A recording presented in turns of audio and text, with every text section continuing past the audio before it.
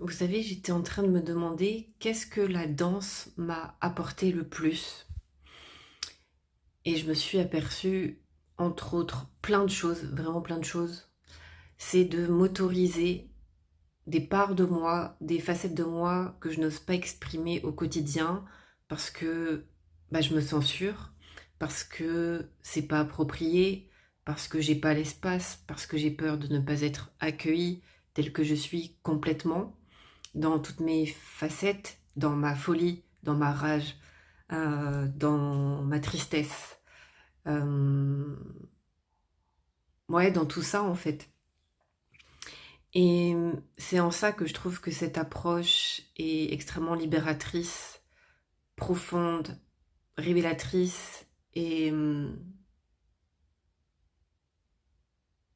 que c'est une voie d'éveil en fait parce que on s'éveille à notre nature et notre nature est tout en fait.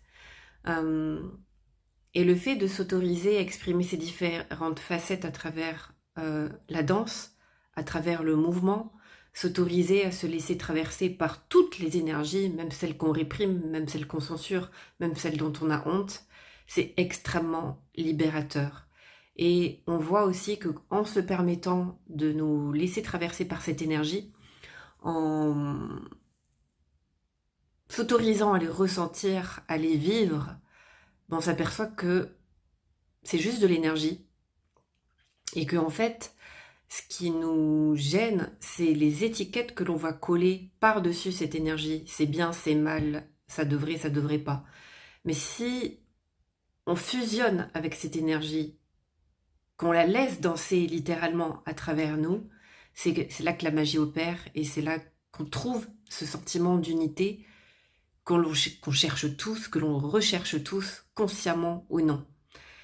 Donc en tout cas, je ne sais pas si la danse, le mouvement, c'est quelque chose qui résonne avec vous, mais si c'est le cas, vraiment, je vous invite à découvrir ce que je vous propose ce soir.